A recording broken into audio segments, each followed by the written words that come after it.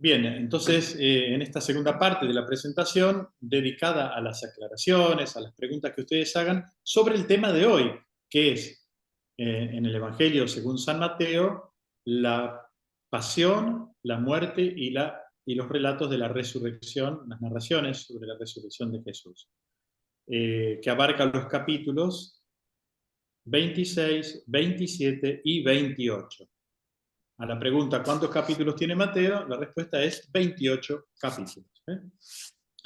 Bien, bueno, para seguir un poco el orden de las cuatro particularidades que vos marcaste, empezando con la Sí, primera, ahí ordené las preguntas de acuerdo a cada parte. Si sí. podés repetir o aclarar cuál sería la distinción en el arresto o prendimiento de Jesús entre Mateo y los otros tres evangelistas. Bueno, ¿cuál es el primer tema que aparece allí? El arresto de Jesús. El arresto de Jesús. Bueno, allí aparece una expresión, un proverbio: el que a hierro mata, a hierro muere, ¿no? Y una reflexión de Mateo sobre el tema de la violencia. Entonces, atención a aquellos que creen que con la violencia resuelven todo. Jesús nos está diciendo, no es el camino, no fue el camino suyo, no es mi camino, diría Jesús, por lo tanto, no puede ser el camino de ustedes los cristianos, el camino de la violencia. Si bien en algunos momentos uno estaría tentado de recurrir a la violencia, ¿no? Es cierto que el Catecismo de la Iglesia Católica nos dice que es importante la defensa propia, ¿no? Por ejemplo, sobre todo un padre de familia tiene que defender a su familia, pero la violencia como recurso, ¿no? No es el camino que adoptó Jesús, ¿no? Aquí estamos frente al misterio del mal. Hay que pensar que, y esto es lo interesante de reflexionar sobre la pasión del Señor. Los cristianos no somos ingenuos, somos conscientes del misterio de iniquidad, del misterio del mal, y tenemos que tomar en serio esto. A veces lo tomamos muy a la ligera, así como tomamos a la ligera la pasión de Jesús, ¿no? Yo creo que habría que tomarla en serio para descubrir en la pasión del Señor no solo el misterio del mal, sino también el misterio de la gracia, de la donación, de la misericordia, ¿no? De Dios, porque ahí tenemos un contraste tremendo. A mí me gustan las películas que muestran ese contraste, ¿no? Entre el hombre miserable, egoísta, orgulloso, violento, y el hombre o la mujer que entrega su vida, que busca hacer el bien del prójimo, ¿no? Días atrás nosotros reflexionando con Ciro de Martini, sobre el tema del perdón en el matrimonio y en la familia, Ciro nos decía muy, muy interesante, ¿no? Es incomprensible el mal, no se lo entiende. Naturalmente, nosotros estamos llamados al bien. ¿Por qué el mal? Y es bueno plantearse este interrogante, ¿no? La incomprensibilidad del mal, cuando estamos llamados a vivir bien, podríamos vivir bien, mejor.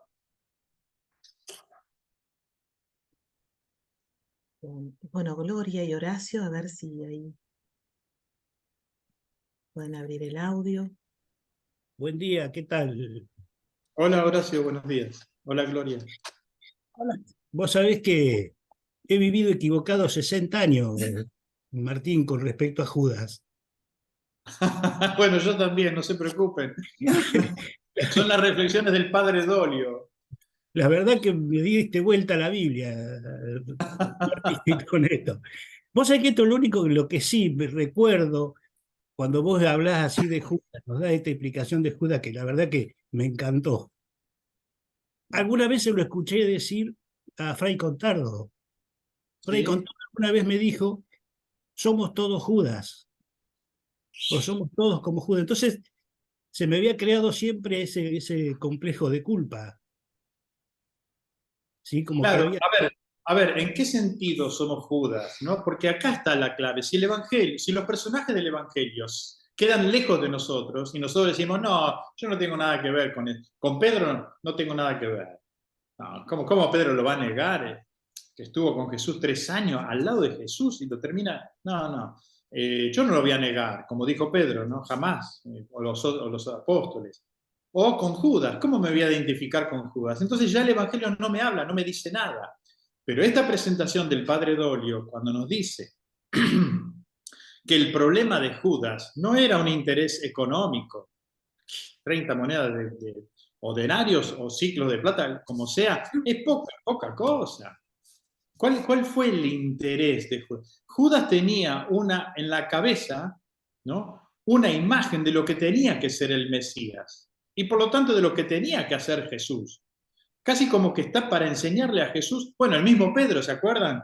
Cuando Jesús anuncia la pasión, Pedro se lo lleva aparte y le dice, Señor, eso no tiene que suceder a ti.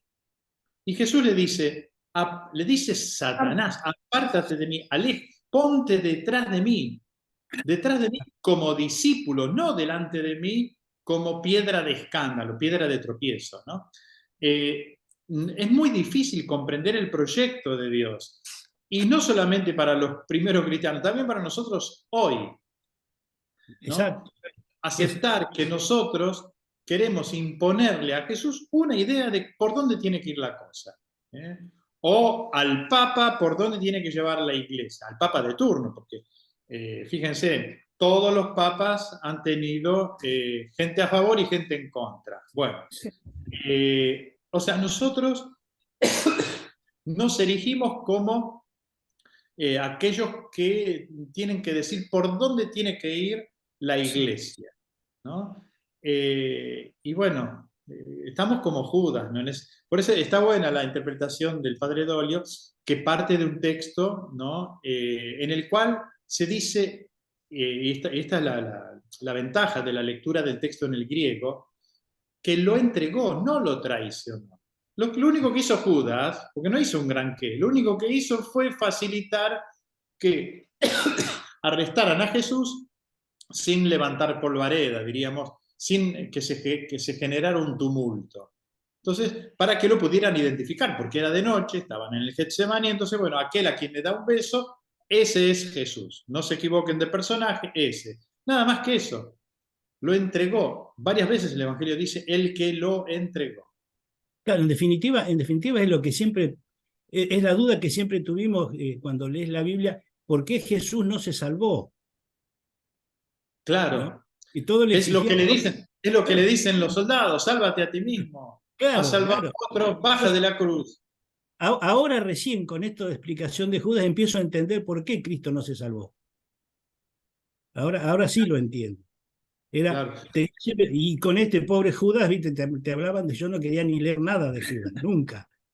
Horacio, mirá, aprovechando esta pregunta tuya tan interesante, esta intervención tuya, me gustaría decirles a todos que cuanto más leamos el Evangelio, varias veces vamos a decir, hace 40, 50, 60 años que vivo equivocado. Sí, Sí, sí, es totalmente. así.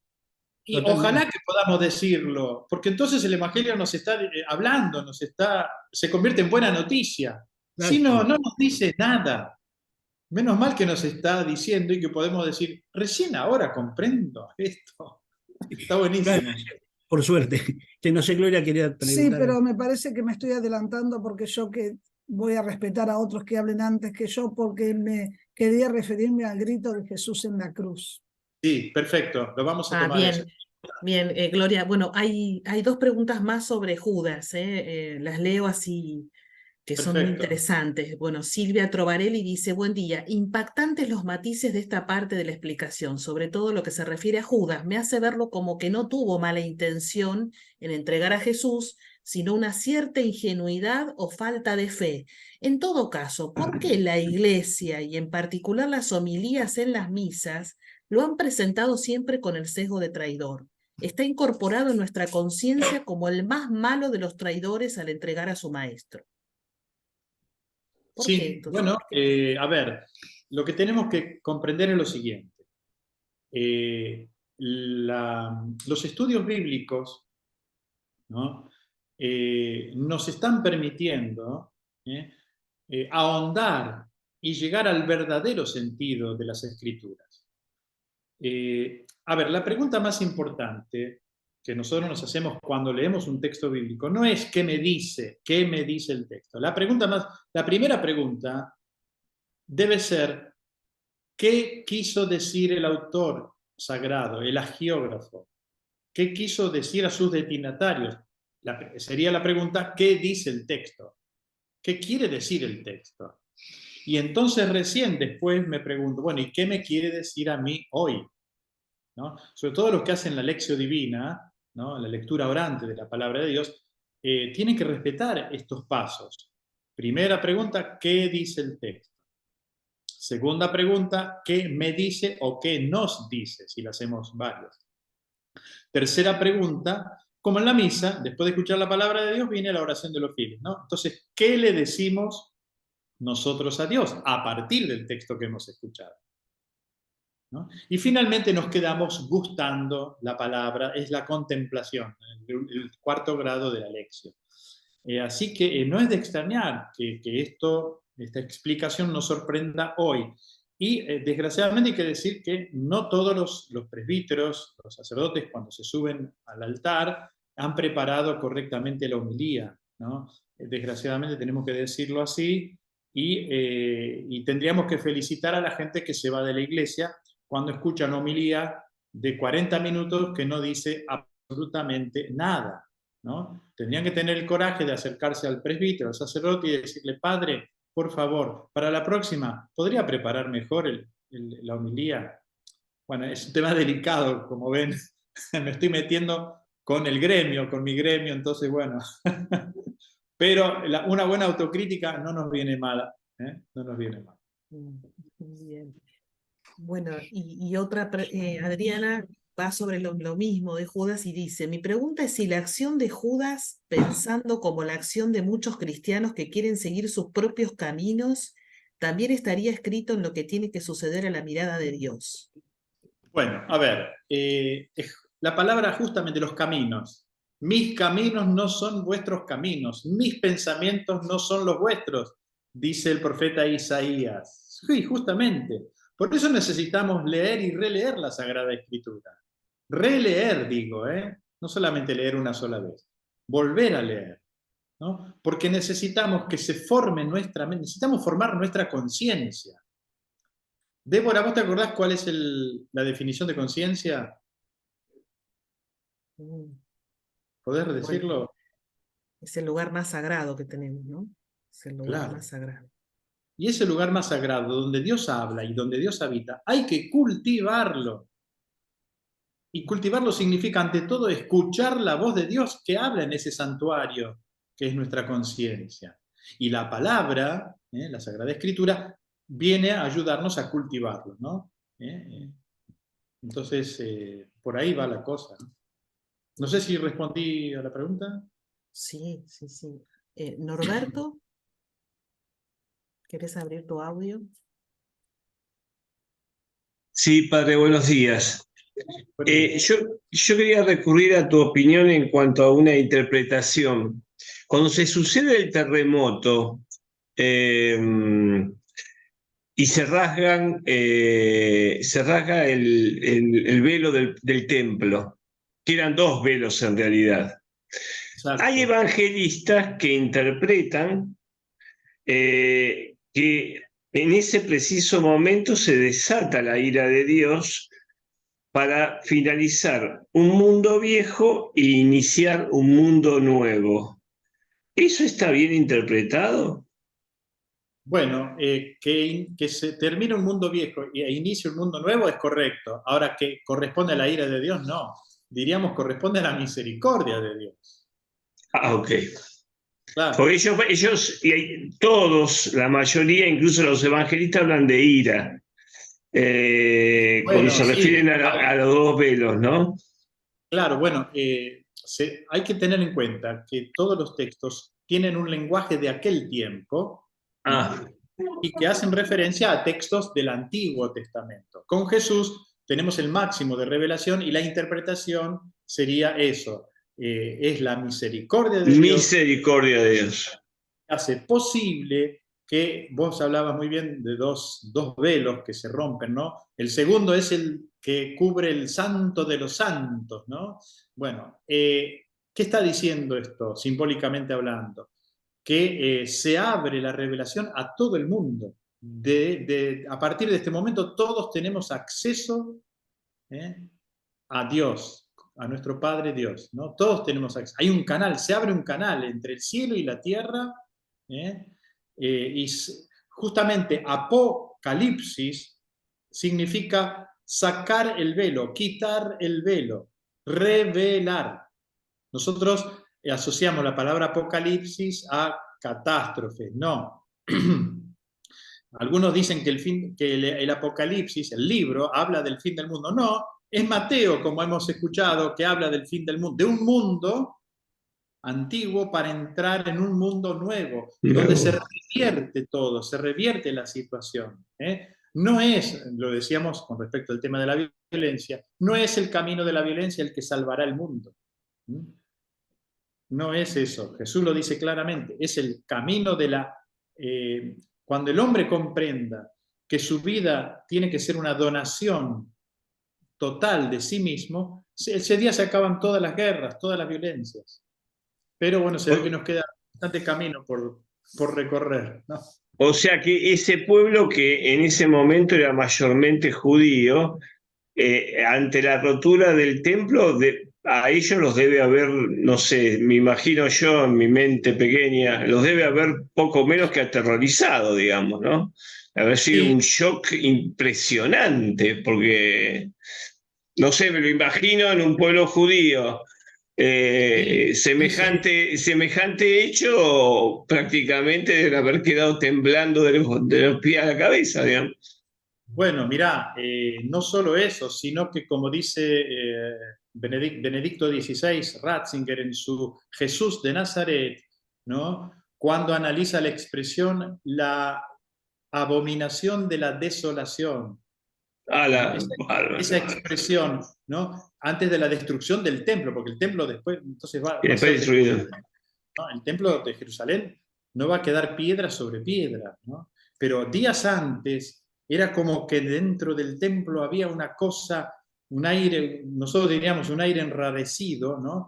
Es como que ya se anticipaba, ¿no? La abominación de la desolación, ¿no? Sí, tienen que haber quedado, como vos decís, es bueno imaginar esto, ¿no? Más de uno que conocía el interior del templo debe haber quedado aterrado. Y una cosa que llama la atención acá, yo releyendo estos 3 capítulos, ¿no? Es que tanto Judas como Pilato reconocen que es un inocente. Esto es muy serio, ¿eh? Léanse el texto de nuevo y van a ver. Judas va a decir, ¿qué hice? Entregando sangre inocente, ¿no? Y el mismo Pilato va a reconocer, ¿no? Se lava las manos, ¿no? Como diciendo, yo no me hago cargo de la muerte de este inocente. O sea, reconocen que, y atención, no es un ladrón más. Acuérdense que el Evangelio usa la palabra bandidos, malhechores, que están condenados a la muerte más ignominiosa. Es como que diríamos nosotros hoy, tienen cadena perpetua o peor, fueron condenados a muerte, ¿no?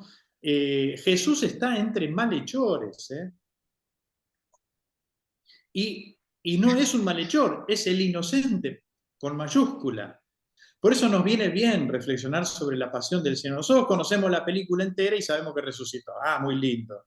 Sí, pero y la pasión que Jesús la pasó, Jesús la vivió en carne propia. Muchas gracias, Padre. Un placer. Gracias Norberto también. Bueno, ahora el tema de los salmos, el salmo, en la oración, en el grito en la cruz, esa interpretación del salmo también preguntan. Esta es una muy buena pregunta y el grito de Jesús en la cruz es un tema muy importante a tener en cuenta porque lleva a mucha gente, incluso conozco un caso, yo me alejo de la iglesia porque ¿cómo Dios va a abandonar a su hijo? ¿No? y te traen a colación este texto. Bien, acá hay que comprender quiénes son los destinatarios de cada evangelio. Volvemos al tema de cuál es la intención del autor sagrado, ¿no? Mateo está escribiendo a cristianos de origen judío, a siro-palestinenses, los cuales conocían el Antiguo Testamento y conocían muy bien el Salmo 21 o 22, según la numeración que se tenga. Es el Salmo que comienza justamente con esas palabras: Dios mío, ¿por qué me has abandonado? Yo dije en la presentación que Lucas, eso lo agregué yo a lo que dice el padre Dorio, Lucas pone en labios de Jesús no este salmo, porque los destinatarios no lo iban a entender, justamente, que son paganos. Entonces pone en labios de Jesús otro salmo, 30 y pico, creo que no me acuerdo ahora exacto, 30 ya, que es: Dios, oh Padre, en tus manos encomiendo mi espíritu, que es lo que nosotros rezamos a la noche, las completas antes de irnos a dormir. Repetimos: Padre, en tus manos. Es un grito de confianza. Entonces, volvamos al Salmo 22. Porque Mateo pone en labios de Jesús este salmo que comienza así: Eli, Eli, lema sabactani. Porque, como dice el padre Dolio, y leyendo el Salmo lo podemos verificar, en la segunda parte del Salmo, que la primera parte es la descripción justamente del abandono, ¿no? Por ejemplo, el versículo 15 dice: como agua me derramo, mis huesos se dislocan, mi corazón como cera se funde en mis entrañas, mi paladar está seco como teja, y mi lengua pegada a mi garganta. Tú me sumes en el polvo de la muerte. Después habla de los perros en el versículo 17. Podemos retomar ese tema de los perros. Bien, pero a partir de la segunda parte, fíjense a partir del versículo 20. Pero tú, Señor, no te alejes. Corre en mi ayuda, fuerza mía. Libra mi vida de la espada. Mi persona, otra vez aparecen los perros, de las garras de los perros. Sálvame de las fauces del león. Y a partir del versículo 23, fíjense: contaré tu fama a mis hermanos, reunido en asamblea te alabaré, ¿no? Es un salmo que habla de la total confianza de la intervención de Dios. Dios va a intervenir, aunque sea incomprensible en este momento, en este momento que estoy sufriendo la crucifixión, ¿no? Que estoy a punto de morir. Yo sé que mi Padre va a intervenir, y no como en el salmista, como en el Salmo 22 o 21, que Dios realmente salva al salmista de ese momento. En el caso de Jesús, Jesús va a morir, pero el Padre lo va a salvar de algo más importante que un peligro temporal. Lo va a salvar de la muerte. Esto es inaudito. Es la primera vez que asistimos a la resurrección de un muerto. O sea que aquí está la total confianza de Jesús, ¿no? Que pasando por la muerte sabe que el Padre va a intervenir. ¿Y cómo interviene? Resucitándolo. Por eso leemos estos 3 capítulos juntos, 26, 27 y 28, juntos. No podemos dejar de lado nada.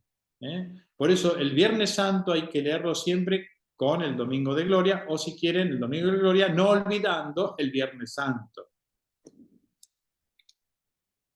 No, y qué impresionante esto de los perros. El tema de los perros, sí, tema de los perros es impresionante. ¿Por qué? Porque el crucificado, esto recreando la historia, los historiadores, los que analizan cómo se hacían, en qué consistía la crucifixión, dicen que la cruz no estaba demasiado elevado de la tierra, y que los que estaban crucificados, o sea, los perros, el tema de los perros sarnosos que andaban por Israel, dice que se acercaban al que había sido crucificado y le empezaban a comer los pies, ¿no? Fíjense el gesto de misericordia de José de Arimatea, ¿no? Cuando le pide a sacar a Jesús de la cruz, porque le iba a suceder eso. Los perros se lo iban a terminar comiendo, ¿no? Al crucificado. Entonces, Simón de Cirene lo baja. Por eso en la iglesia y cuando rezamos el Vía Crucis, rezamos esa estación, bueno, la deposición de la cruz, lo bajan de la cruz, lo sepultan en un sepulcro nuevo. Es un acto de misericordia de este otro discípulo que fue José de Arimatea, que era un hombre rico, ¿no? Y que le ofrece su propio sepulcro a Jesús, ¿no? Sí, el tema Sí. de los perros. Ahora, analógicamente, a mí me vino a la cabeza Martín Fierro, ladran Sancho, señal que cabalgamos. Es decir, cuando Jesús está cumpliendo su proyecto, los perros lo rodean, ¿no? Acá dice, perros sin cuento me rodean, ¿no? Como aquellos, ¿qué simboliza, ¿no? Esto. Bueno, sí, los soldados que se burlan de él, ¿no? Ya antes de la crucifixión se están burlando, ¿no? Le pegan, fíjense, le colocan la corona de espinas, que no es una coronita como de una reina, no. Es como un casco, ¿no? De espinas. Si le pusieron el casco en la cabeza y con una caña, primero le ponen el manto, que es uno de los mantos que usaban los soldados, que es color púrpura, le ponen el manto, le ponen la corona de espinas, que es esta más que una corona, yo dije como un casco, y después le pegan con una caña en la cabeza, ¿no? Entonces se ríen de él, es terrible cómo lo maltratan a Jesús, ¿no? Se ensañan, eso es lo que llama la atención y que es incomprensible, volvemos a la incomprensibilidad de la maldad humana. Se ensañan con Jesús, es inocente y lo tratan peor que a los otros dos malhechores. Gloria y Horacio. Sí, gracias. Bueno, a mí siempre me angustió terriblemente el grito de Jesús en la cruz, hasta que hace unos años me comentaron que tenía que ver con el Salmo 21-22, pero no terminé de entenderlo en su totalidad hasta hoy, Martín, que lo leí nuevamente en su totalidad. Lo que sí me da la impresión que el Salmo es tremendamente desgarrador por un lado y de alabanza por otro. Y yo veo acá, nosotros hablamos siempre de Jesús, Dios y Jesús hombre, verdadero Dios y verdadero hombre. Yo acá en este Salmo percibo, no sé si estoy acertada, la parte bien humana de Jesús en esa elevación al Padre. ¿Puede ser? Sí, perfecto, Gloria. Es decir, que Jesús experimente el abandono, en la experiencia del abandono. Fíjense que antes de la pasión, Baja la manita, Horacio, bájame la manita. antes de la pasión, cuando Jesús está orando en el Getsemaní, No la sacamos, no me la saco. Ahí está. pueden Sí. bajar el silenciar, por favor. Cuando Jesús está en el Getsemaní, se escucha solo su voz. Los discípulos se duermen. Y el Padre, contrariamente a lo que había sucedido en la transfiguración, que se escucha, o en el bautismo, este es mi Hijo amado, escúchenlo, en la oración de Jesús en el Getsemaní no se escucha ni la voz del Padre, solo la voz de Jesús, y en Mateo también lo trae, que por 3 veces Jesús dice que no se haga mi voluntad sino la tuya. Si es posible que pase de mí este cáliz, pero no se haga lo que yo quiero sino lo que quieres tú. Es decir, Jesús,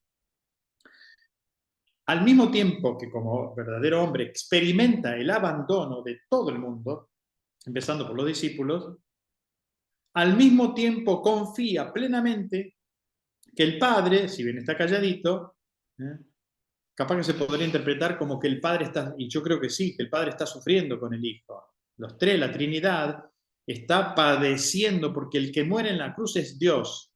El crucificado es Dios, nos va a decir San Francisco de Asís cuando hace la oración ante el crucifijo de San Damián. Oh, alto y glorioso Dios. Sí, alto y glorioso Dios, pero es el crucificado. Dios está crucificado en Cristo. Entonces, y acá quisiera agregar otra cosa a la interpretación que hace el padre Doglio del Salmo. Cuando él analiza la expresión Dios mío, dice Elí, Elí, Atá. Esto no sé si ustedes lo percibieron bien cuando yo hice la presentación. En hebreo, Eli Atá significa, Eli, Dios mío, Atá significa tú. Es el grito de confianza. Tú eres mi Dios. O sea que las primeras palabras, Dios mío, ¿por qué me has abandonado? Está diciendo, tú eres mi Dios. Elí, Dios mío, atá tú. Lo que pasa es que si los arameos lo escuchan, que es lo que sucedió, pensaban que era en arameo Eliá, ta. Eliá, Elías, ta, ben. Interpretan como que está llamando a Elías, y el Evangelio lo dice. ¿No? Ellos creen, los presentes que estaban allí, dice, está llamando a Elías. No, está diciendo, Elí, Dios mío, atá, tú. Dios mío, tú eres mi Dios. Esto también confirma que Jesús, al decir estas palabras, estas primeras palabras del Salmo, está diciendo, tú eres mi Dios, y yo me siento abandonado en este momento. Y toda la segunda parte del Salmo es, de alguna manera misteriosa, tú vas a intervenir, ¿no? Y es un grito de esperanza.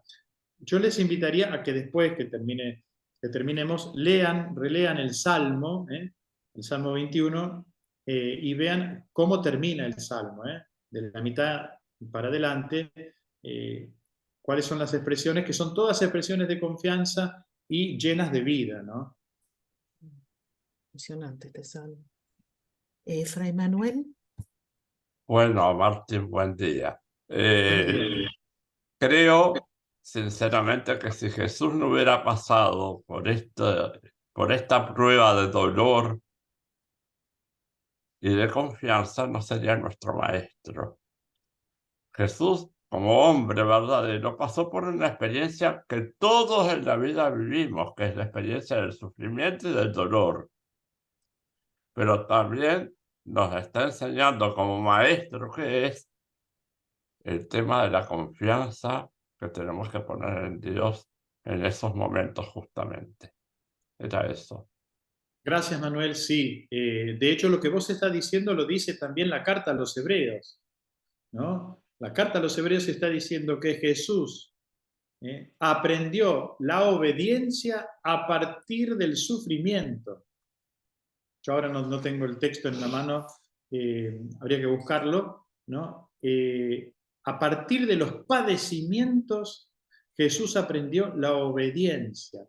Es decir, que nosotros tendríamos que pensar que todo aquello que nos hace sufrir, ¿no?, de alguna manera nos podría servir para abrir mejor nuestros oídos y obedecer mejor, y renovar, como vos muy bien decís, nuestra confianza en aquel que todo lo ve y que quiere nuestro bien, ¿no? Claro, es fácil decirlo, pero solamente aquel que pasó, ¿no? Y de hecho me viene a la mente unas cosas que decía el Papa Francisco, que a ver cuál es nuestra reacción frente al sufrimiento. El Papa Francisco dice que es inútil rechazar el sufrimiento. El Papa Francisco dice, el sufrimiento hay que atravesarlo. No nos queda, es el mejor modo de enfrentar, atravesarlo con la confianza en Dios, le agregaría yo ahora, no me acuerdo todo el speech del Papa Francisco, pero sería, y por ahí iría la cosa, ¿no? Es decir, porque el sufrimiento es parte de la historia humana, y nosotros, frente a la historia, podemos ponernos en contra, podemos quedarnos al margen o caminar con la historia. Y es de sabios, y por eso como Salomón hay que pedir a Dios la sabiduría, que nos ayude a caminar con la historia, a no bajarnos. Me acuerdo ahora de aquel que decía, paren el mundo que me quiero bajar, decía uno. No es la solución. No. Gracias, Manuel. Gracias, Fray Manuel. Bueno, respecto de los salmos, ahí Miriam nos recuerda que cuando Francisco hizo el oficio de la pasión, lo hizo con los salmos del Salterio, ¿no? También rezaba con salmos como Jesús. Esto recordarlo. Bien, bueno, y ahora sobre la última parte, si puedes volver sobre el concepto de catástrofe. Ah, sí, sí. Vamos al concepto de catástrofe. La palabra catástrofe en griego significa este gesto que hacemos acompañando la idea de cambio. Lo que estaba abajo ahora está arriba, ¿no? Es la inversión del destino. El terremoto es un símbolo apocalíptico muy frecuente para indicar la intervención de Dios. O sea, lo que se transforma, ¿qué es? La estructura del mundo, que es trastornada, revertida, se revierte una situación. De una estructura negativa y corrupta pasamos a la salvación, en ese sentido. Y por eso el terremoto, tanto en el momento en que Jesús está muriendo, como en el momento en que las mujeres van al sepulcro y aparece el ángel, ¿no? En ese sentido. Bien. Y luego, otra pregunta es, ¿la manifestación de la gloria de Dios se puede ver en la infinita misericordia de Dios que nos tiene? Bueno, el otro día, reflexionando con Ciro de Martini sobre el perdón, él dijo una frase muy impactante, ¿no? Que la toma de la oración colecta del domingo 26 durante el año, que es este domingo. Presten atención a la oración que hace el sacerdote, a la primera oración, cuando dice oremos, ¿no? Dice, Dios que manifiesta su poder de manera admirable, sobre todo en la misericordia y el perdón. Y dice, el comentario que hacía Ciro, es el poder de Dios es más importante, está citando a San Agustín y a Santo Tomás de Aquino, el poder de Dios con el cual creó el universo. Piensen en el universo, las estrellas. Nosotros somos un puntito en el universo. Bueno, piensen en la majestuosidad del universo, creado por el poder de Dios. En el momento que nos perdona los pecados, despliega su potencia, su fuerza, más aún que en la creación del universo. Esto es una cosa increíble. Si realmente nosotros nos arrepentimos y recibimos el perdón de Dios en ese momento, en el perdón de los pecados, nosotros experimentamos la potencia de Dios, que, esto no lo dijo Ciro, lo agrego yo ahora, que destruye el pecado, no al pecado. Destruye al pecado. Los salmos, el Salmo 50, Ciro citó el Salmo 50, dice, aunque fueran rojos como escarlata, se convertirán en blancos como la nieve, ¿no? O sea, la potencia de Dios en el momento en que nos perdona los pecados, por eso vale la pena confesarse, porque Dios destruye el pecado, nos libera realmente, y bueno, renovamos nuestra confianza en Dios, nos sentimos más livianitos, más libres, más felices. Así que yo les recomiendo una buena confesión. Y una buena confesión se hace también preparándola, no hay que improvisar. Pero tampoco se trata de autoflagelarse, ¿no? Reconocer todas esas cosas que nos hacen mal, que nos tienen esclavizados, que nos duelen, o sea, y de las cuales, sobre todo, la clave de una buena confesión está en el arrepentimiento.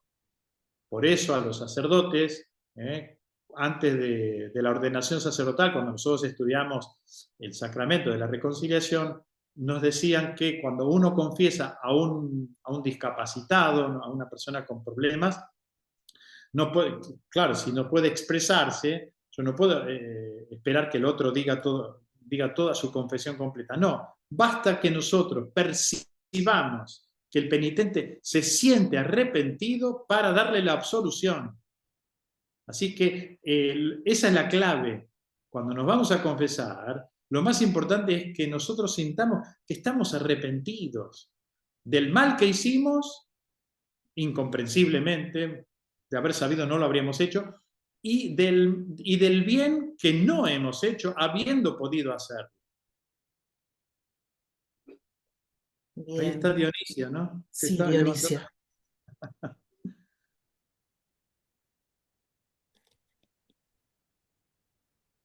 ¿Se puede? ¿Se escucha ahí? Sí. Ahí está. Mil gracias por todo. La verdad que la cabeza abierta en un montón de cosas, impresionante. Mil gracias. Y para acotar un cachito sobre lo que estabas diciendo, Martín, despliega su potencia más aún que en la creación del universo, ¿no?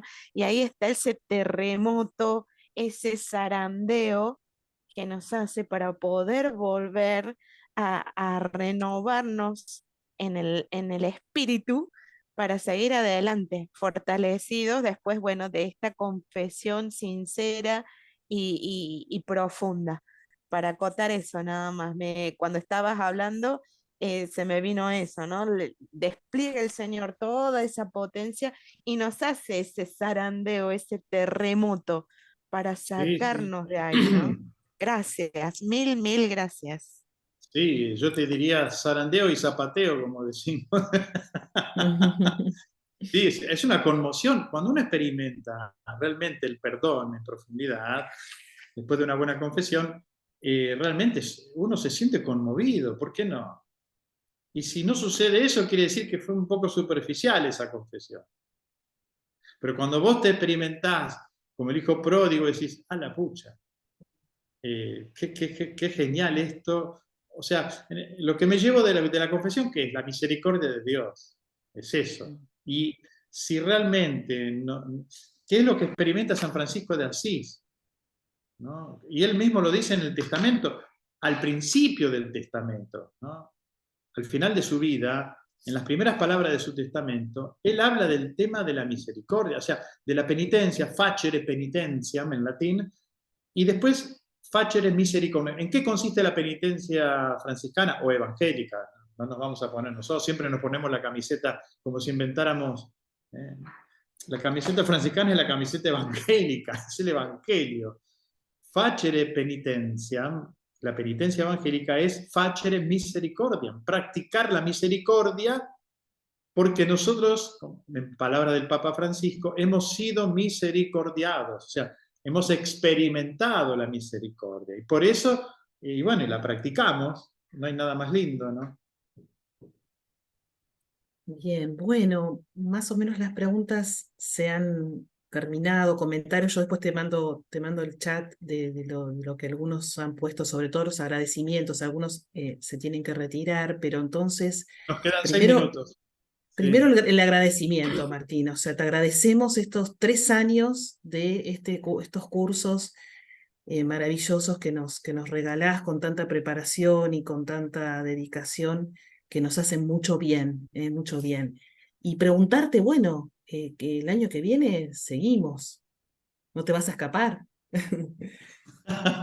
gustaría escaparme, pero no. El año que viene la propuesta va a ser, porque debería ser el Evangelio de Lucas, que es hermoso, realmente, que la obra de Lucas, el Evangelio y los Hechos de los Apóstoles.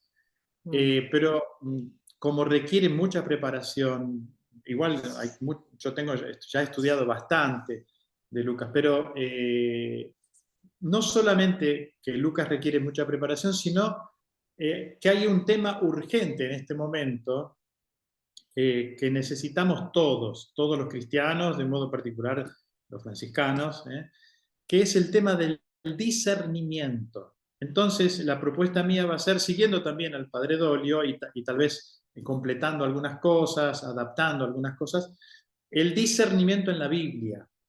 ¿Por qué? Porque discernir significa distinguir el bien del mal, o entre dos bienes, el mejor. ¿Cuál es el mejor? Lo que nos conviene, ¿no?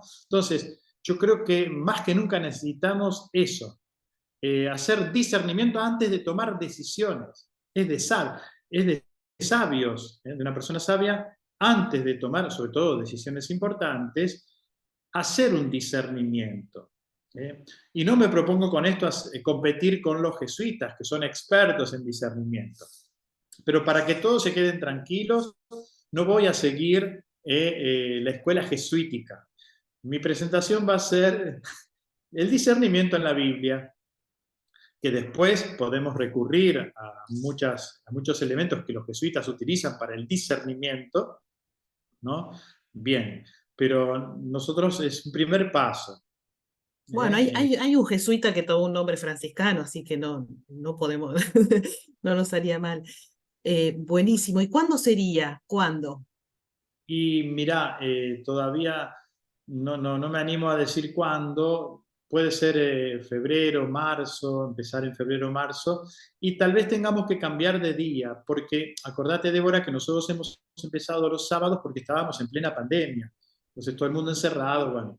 Claro, el sábado a la mañana, si es lindo día y con sol, no te da ganas de hacer un curso, de nada. Entonces, yo entiendo que la gente, además, tiene que ir a hacer compras o qué, bueno. Entonces, estaba pensando que podría ser un día de la semana, a la noche, también de 1 hora y media, que puede ser o un martes o un jueves, porque yo sé que los franciscanos seglares tienen un curso de formación los miércoles, ¿no? Entonces, y como el curso bíblico nuestro es más, en sentido es más humilde, es una vez al mes, el último, podría ser el último martes o jueves de cada mes.